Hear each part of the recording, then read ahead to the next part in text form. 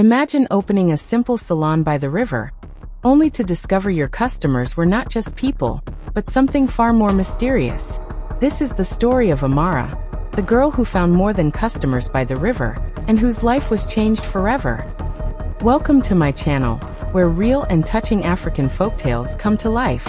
Before we begin, please like, subscribe, turn on notifications bell so anytime I drop interesting tales you get notified, and tell us where you're watching from. The sun rose gently over the village of Obodo. Birds sang, and the river that flowed beside the village sparkled under the morning light. The people of Obodo respected the river. They said it had eyes, that it watched those who came near. Some feared it, others loved it, but no one ignored it. In this same village lived Amara, a young woman with a dream. Life had been hard for her. Her father died when she was little, and her mother worked the farms to raise her.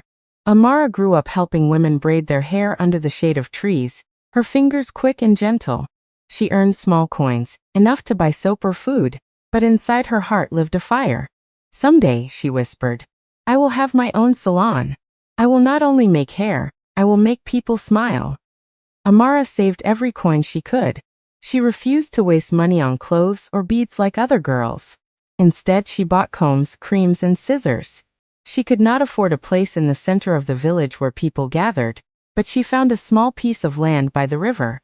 Many warned her, Amara, don't go there. Spirits walk near that water. Nothing good will come out of a salon by the river. But Amara was not afraid. She built her small salon with wooden planks and a tin roof. Inside, she placed a single chair, a mirror with a cracked edge, and her little box of tools. To others it looked poor, but to Amara it was a palace. On the day she opened it, she stood at the door and smiled. This is mine. This is my beginning. The first days were not easy. Children laughed at her cracked mirror. Women passed by and shook their heads. Some mocked her. Who will come here? Even the fishes will not braid their hair. But Amara did not give up. She swept her small floor, polished the mirror, and waited with patience. One afternoon, an old woman with gray hair stopped. She carried a calabash of water and looked tired. My daughter, she said, can you plait my hair? It has been long. Amara welcomed her warmly, washed her hair in the river, and braided it slowly.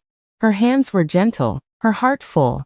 When she finished, the woman looked in the mirror and smiled. You have gifted hands, Amara. May the river bless you. She paid Amara with a coin and left. It was not much, but to Amara it was a beginning. Soon, another woman came, then a girl, then a mother with her child. Little by little, her salon began to breathe with life. Laughter and chatter filled the small hut. For the first time, Amara felt her dream was real. One evening, as the sun was setting, Amara was about to close her salon. The sky was red and gold, and the river whispered softly behind her. Then she heard footsteps. A man appeared at the door. He was tall, his face hidden in the fading light. Are you still open? He asked. Amara hesitated. A few men came to the salon, but she nodded. Yes, I am. The man sat. As she combed his hair, she noticed something strange. He never looked in the mirror. His eyes stayed low, his hands tight together. When she was done, he stood, thanked her softly, and placed something in her hand. It was not money. It was a small, shiny bead, old, glowing faintly like it carried a story. Before she could speak, he had walked away into the shadows. Amara held the bead tightly. She had never seen anything like it before. She looked at the river, and for the first time, she felt it watching her. That night, she could not sleep. Who was that man? Why did he not use the mirror? And why give her a bead instead of coins? The river whispered again outside her window, and Amara felt in her heart. Her story was only beginning. The next morning, Amara woke early. The shiny bead the man had given her lay beside her bed. She held it up to the sun, and it glowed as if the river itself lived inside it. She had never seen such a thing in Obodo. Maybe it is just a charm, she told herself, trying to push away the unease. But deep down she knew it was more. Word spread quickly that Amara's hands were gifted. Women who once mocked her now sneaked to her salon by the river. They came with tangled hair, dry hair, or broken hearts. Amara worked with patience. She listened to their troubles, she braided while they spoke, and somehow they left lighter. But soon, not only ordinary villagers came. Strange customers began to appear. One hot afternoon, a woman dressed in a wrapper of faded blue walked into the salon. Her eyes were sharp, her smile thin. "Braid my hair," she said. As Amara worked, the woman spoke in riddles. "The river knows what you do not know. The mirror shows what you do not see. Be careful what you touch, young one." Amara's hand trembled on the comb. "Mama, what do you mean?" But the woman only laughed, stood up before Amara finished, and dropped old coins on the table, coins that were no longer in use. Then she walked away, her laughter echoing down the riverbank. Another day a young man came. He was handsome but pale, with eyes that never lifted. When Amara offered him the mirror, he shook his head violently. "No," he whispered. "I do not look into mirrors." Amara felt her heart beat faster. She finished cutting his hair in silence. When he left, he placed fresh yam tubers at her feet instead of money. By the time she looked up, he had vanished. That week, Amara began to hear whispers at night. She would lie on her mat, eyes wide listening. The whispers came from the river. Soft voices calling her name. "Amara. Amara." Sometimes she thought it was the wind, but the sound carried weight, like voices that wanted to be heard. She shut her eyes tightly and prayed, but the whispers never fully left. One morning, Amara opened her salon and found gifts at her doorstep. Bundles of cowries, pieces of jewelry, and even food. No one in the village admitted leaving them. Some villagers whispered that the river spirits had chosen her. Others said she was now a wife of the unseen. But Amara's heart refused fear. She kept telling herself, "I am just a hairdresser. I only want to work. That is all." Still, every time she held the shiny bead from the first man, she felt a strange warmth in her chest, like someone, or something, was near. One evening, as the last customer left, Amara noticed an old man sitting by the river, staring at her salon. His beard was long, his eyes deep and knowing. She walked up to him respectfully. The man nodded slowly. "Amara, child of Abodo, do you know where you have built this salon?" Amara's heart skipped. "By the river, Baba. It was the only land I could afford." He sighed deeply. The river is not just water. It carries memories, secrets, and spirits. Those who sit too close will see what others cannot. Be watchful. Not every customer who sits in your chair is alive. Amara's body grew cold. She wanted to ask more, but when she blinked, the old man was gone. That night, as she locked her salon, footsteps approached. Her heart pounded. It was the same tall man from before, the one who gave her the shiny bead. This time he spoke gently. "Amara, do not be afraid. You will understand soon. The river has chosen you." Before she could reply, he turned and walked toward the water. She ran after him, but when she reached the riverbank, he was gone, like he had melted into the water itself.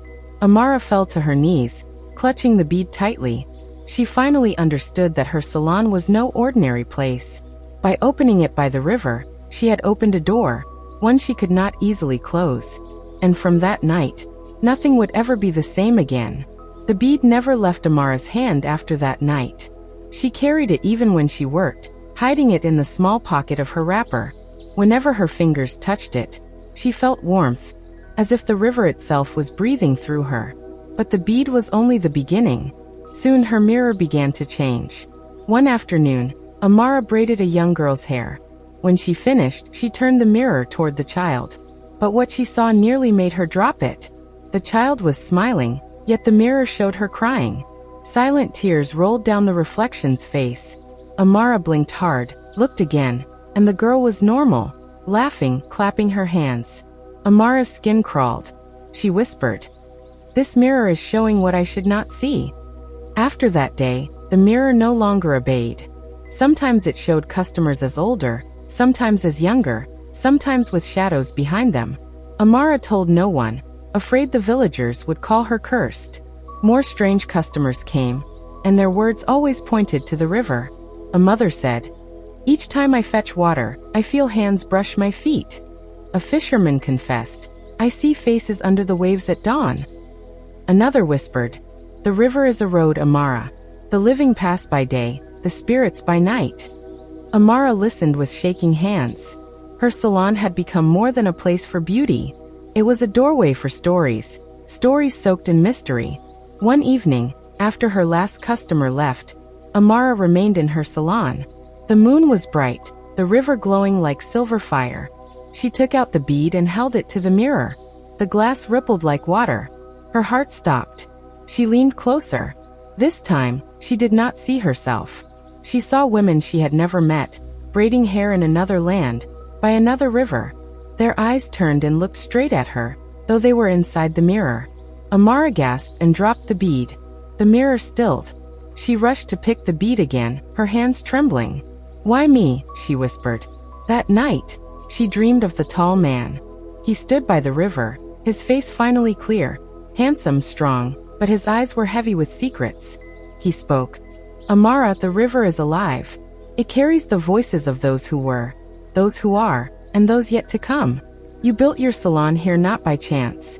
You were chosen to sit between two worlds." Amara shook her head in the dream. "I am just a girl. I only want to braid hair.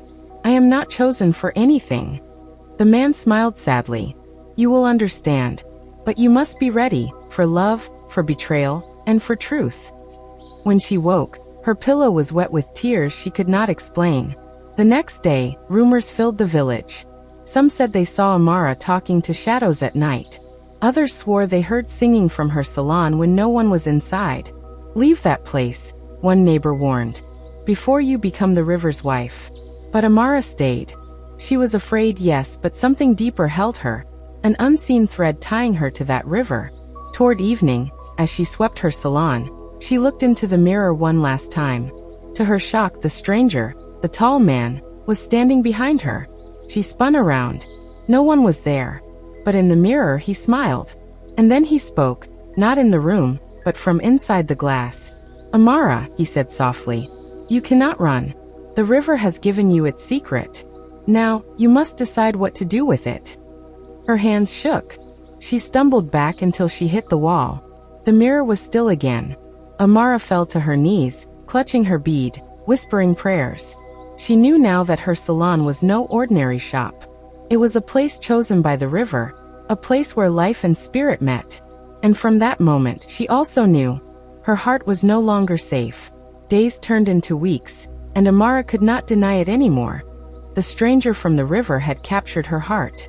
His face, his voice, his mysterious kindness, they lived inside her thoughts. Sometimes he came like any other customer, sitting quietly while she trimmed his hair. Other times, he appeared only in the mirror, smiling faintly, watching her with eyes that carried both sorrow and promise. Amara should have been afraid. But instead, she felt something she had never felt before, love. The stranger never told her his name. Still, he brought her gifts each time he appeared. Beads, cowries, or coins no one else used anymore. He spoke little, but when he did, his words touched her deeply. "Amara, your hands do more than braid hair. They heal. Amara, the river chose well when it chose you." She blushed at his words, even when she pretended not to. Slowly, she found herself waiting for his visits. Each sunset, her heart beat faster, wondering if he would appear. But love never hides in a village. The women noticed the glow in Amara's eyes, the smile she carried. Soon whispers spread like fire. She is no longer alone. Someone visits her at night. Her lover is not from here. Perhaps he is not even human. Be careful, love from the river never ends well. Even her closest friend, Ngozi, warned her. "Amara, my sister, open your eyes. Who is this man? Where is he from? Why does he come only when the sun sets?" Amara looked down ashamed. She could not answer. She did not even know his name. One evening, as the moon rose over the river, Amara finally found the courage to ask. "Who are you?" she whispered, as the stranger sat in her chair. He looked at her reflection in the mirror, his eyes glowing faintly. "Does it matter, Amara? I am here. I care for you. That is enough." Tears stung her eyes. "But the village will not understand. They say you are not like us. They say I am foolish." The stranger leaned closer, his voice firm. "Let them talk. One day the truth will be clear. I promise you, I will never leave you." For the first time, Amara believed him.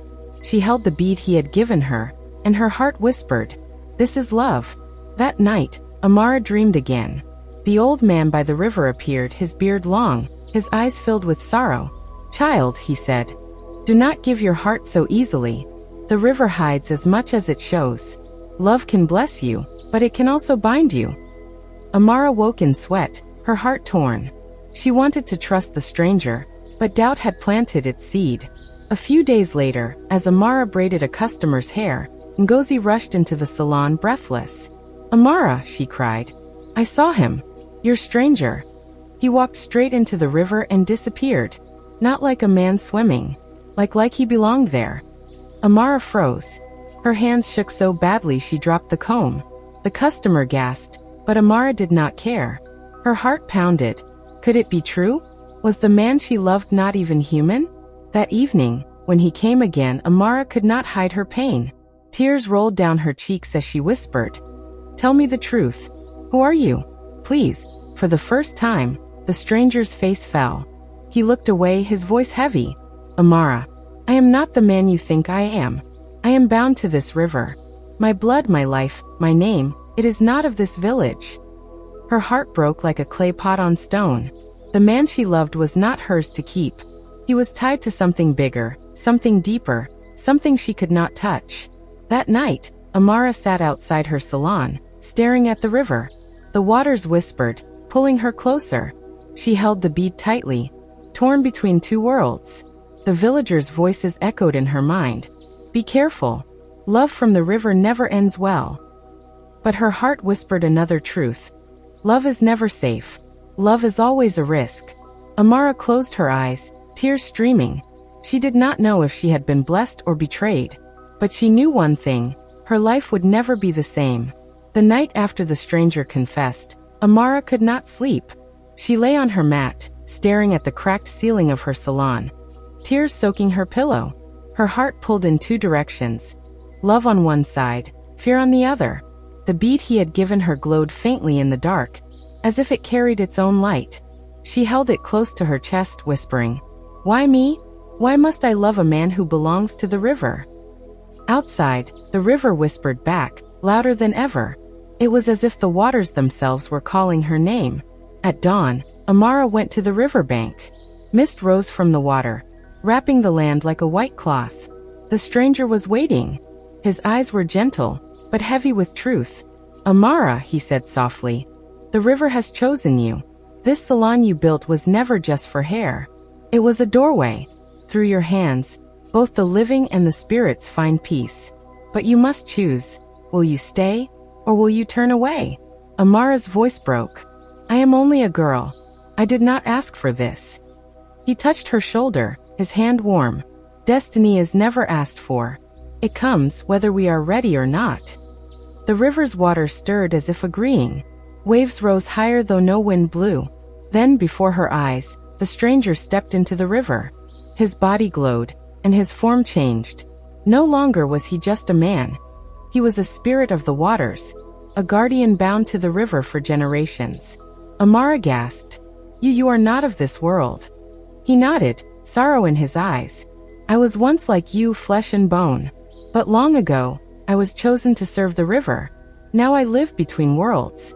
And now, Amara, the river has chosen you to stand beside me." Her knees weakened. "No, I cannot leave my people. I cannot leave my life." The spirit shook his head. "You do not have to leave them. Your salon is the bridge. Through you, the river will bless your village. But you must be strong. Some will hate you. Some will fear you. But others will find healing in your hands." When Amara returned to the village, her eyes were different. Some villagers stepped back in fear. "She has become the river's wife," they whispered. "She is no longer one of us." But others ran to her, weeping. "Amara, braid my hair. Amara, pray for my child. Amara, help me." Her salon became more than a place of beauty. It became a place of healing. Women came not only for hairstyles but for hope. Men came for blessings before going to farm or fish. Even children sat by her chair, comforted by her smile. Though mocked by some, Amara was honored by many. As for the stranger, he never left. Sometimes he came in the evening, his shadow in the mirror. Sometimes Amara felt his hand guiding hers as she braided. And always, she carried the bead, a sign of their bond, a reminder of a love that was beyond flesh. She no longer asked why. She no longer feared it. She accepted her destiny. Years later, people still spoke of Amara's salon. They said it was not just a shop. It was a story, a lesson written by the river itself. Children would ask, "Mama, why did Amara open her salon by the river?" And mothers would smile and reply, "Because sometimes what we build with our hands is small, but what life builds through us is great." Amara opened a salon and found more than customers. She found her destiny. The river continued to flow, carrying secrets, carrying blessings. And Amara remained by its side, the girl whose hands braided not just hair, but hearts, stories, and lives. Thank you for watching this powerful story. If this story touched your heart, please like and share it with friends and family. And don't forget to subscribe for more emotional African folktales.